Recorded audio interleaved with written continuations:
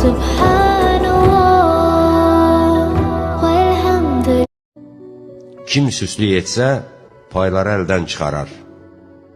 Kim söz gəzdirənin sözünə qulaq assa, dostu itirər. Evdə olan qəsbi daş, həmin evin viran olmasına girovdur. Məzlumun axirətdə zalim üzərindəki günü, zalimin dünyada məzlum üzərindəki günündən daha ağır və çətindir. Allahdan müəyyən şəkildə qorx, hətta az olsa belə. Özünlə Allah arasında pərdə saxla, hətta nazik olsa belə.